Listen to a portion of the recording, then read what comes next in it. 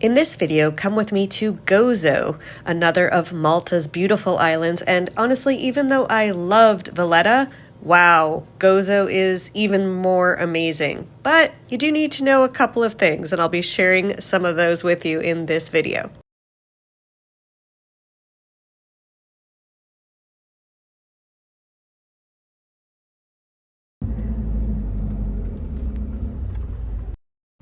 Surprise, another church in Malta.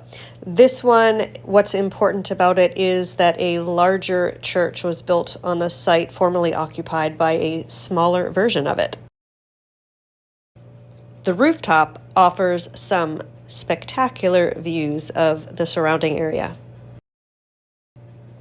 There's another wonderful view of the Gozo harbor seen here, and you can see how different it is from Valletta. And right here is the Comino island, which we're going to get to later in this video.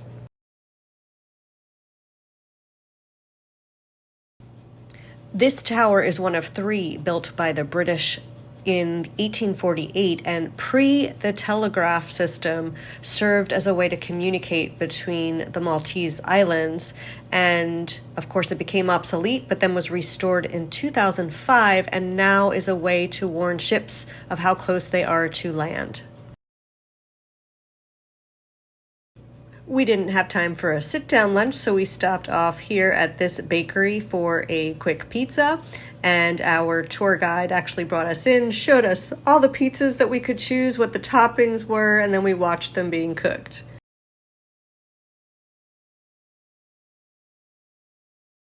This is one of my favorite stops, the salt pans, having been around the world and seen so many different varieties. This one was unlike any other salt pans I have yet to see. So the way that they create those, the sort of irrigation and the blocking of the water seeping out. And this is a family-run salt pan, so you can actually go talk to the family that has been here for ages. You can buy salt from them, and plus the view here is also really beautiful.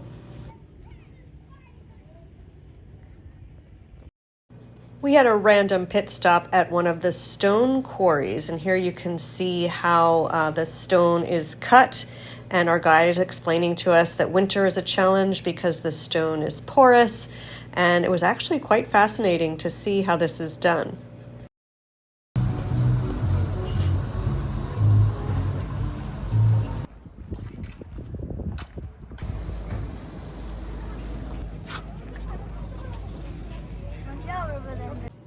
The line wasn't too bad, but they did let us cut everyone because I was with my mom, who's elderly, so it was very nice. And you get a lovely boat ride through this cave, and on the other side you get to just be in this gorgeous colored blue water, watching the cliffs and the rock formations all around you. It's actually quite beautiful.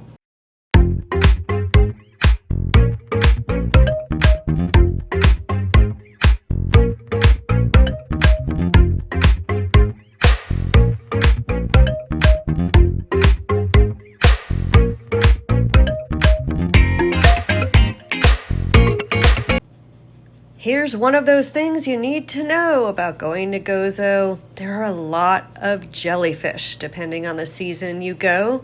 Supposedly they aren't harmful, but I don't know about you, I don't feel like jumping in the water with those critters all around.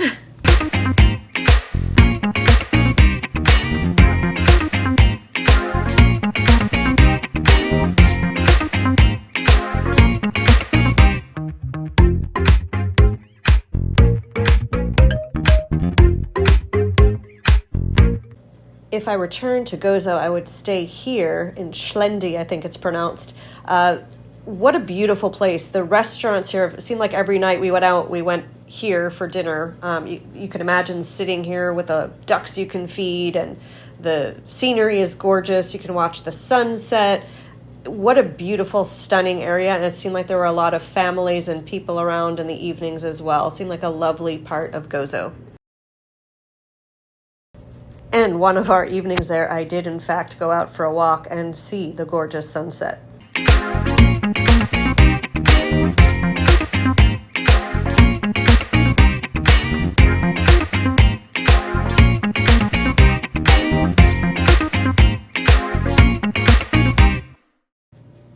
This is a Roman Catholic minor basilica, and it is a shrine to the Blessed Virgin of Pinu, if I'm pronouncing that correctly, and a lovely church to walk around.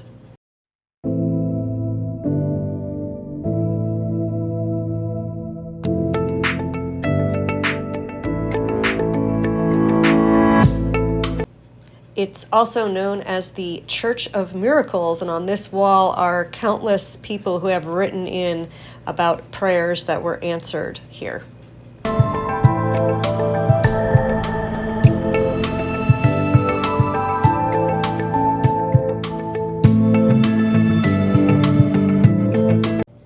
You know you have an awesome tour guide when he entertains your love of cows by pulling off the road at a completely random farm and asking the owner if you can go and film their cows. And that's what's happening here. Woohoo!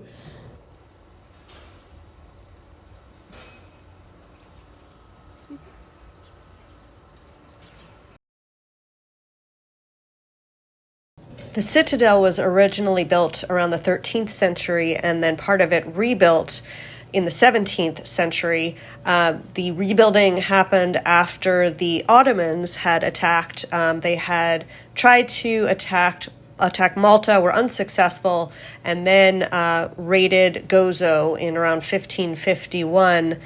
And then, unfortunately, most of the population was made into slaves, and it took about 50 years to repopulate Gozo and rebuild the Citadel in its present layout. From the Citadel, you get views of Victoria, which surrounds it. Here they are John Paul II. He was the one that visited the cathedral, visited Gozo as well in 1990. The other pope to the left, he is Pope Pius IX, and he was the one that elevated Gozo into a separate diocese, meaning Gozo started having its own bishop.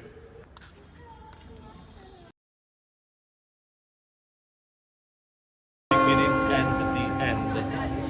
Basically, they planned to have the clocks, but the clocks never materialized. We enjoyed part of an afternoon walking around Victoria and enjoying its winding streets and souvenir shops.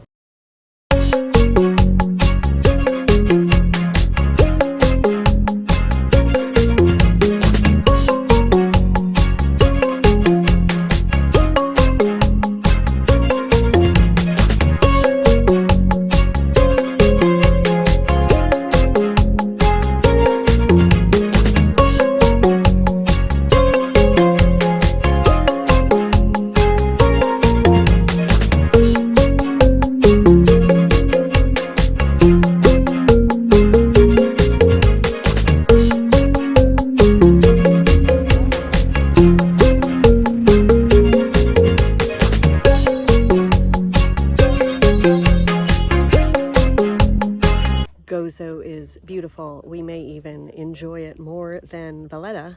It's a little bit cooler here with the sea air and a little bit more chill. Fewer tourists, or it feels like there's just fewer people around. So down here it's Ramla.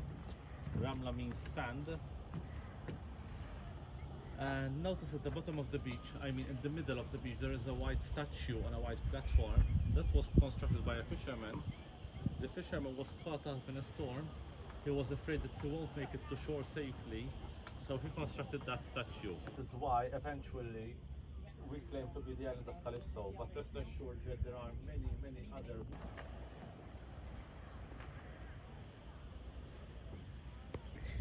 A beautiful view of Ramla Beach, and it looks like lots of people are swimming there, so hopefully no jellyfish.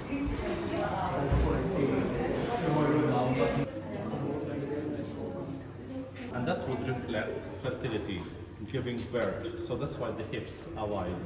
Images, notice that some of them you have the hairstyle, and some of them you have the lips with some form of lips. So, I mean, you already saw on Saturday how soft this stone is.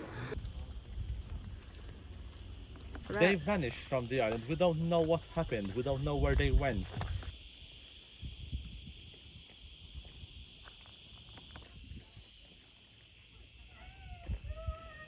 Another special part of Gozo is that as you visit all the tourist sites, the island is quite small, so wherever you are, if you look out at the view in the distance, you will definitely see some place that you had visited yesterday or this morning.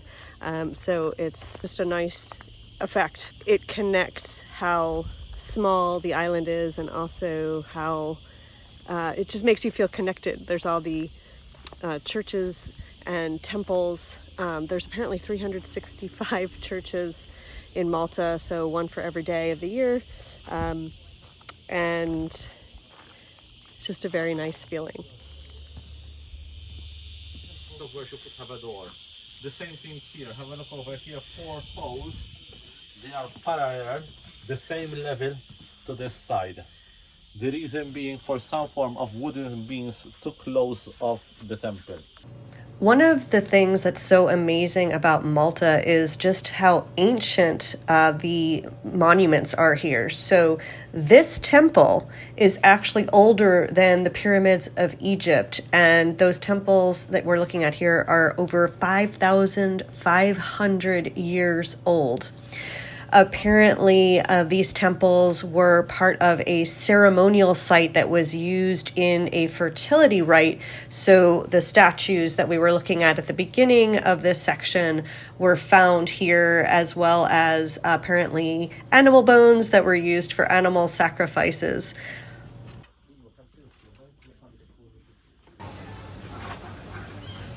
Back in Xlendi again, I did one activity I hadn't the first couple of times, which is to walk up the very steep staircase that's at the edge of the water here, where you get a lovely view of the entire town.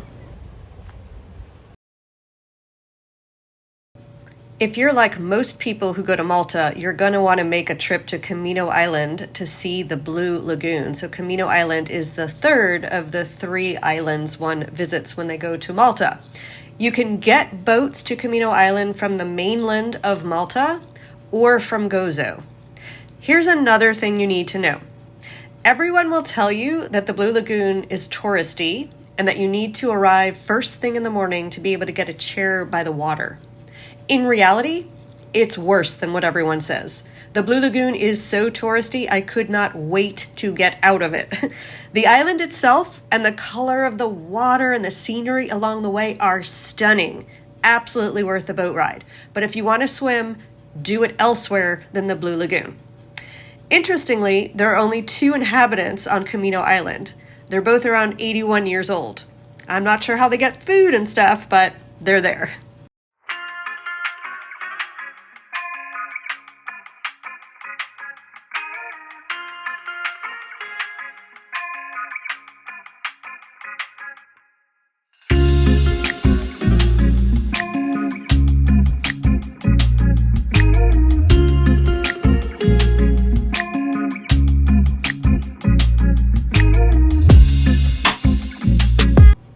We are finally at the actual Blue Lagoon, and you can see the water is spectacular and it begs you to just jump in. But there are jellyfish there.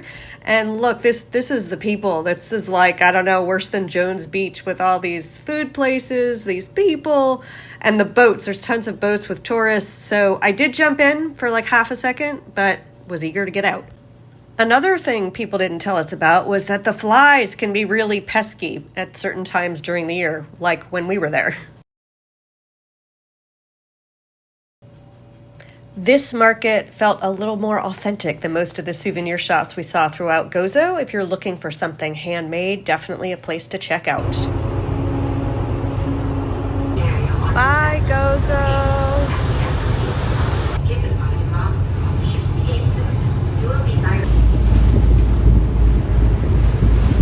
Hi, Mom. Say hi.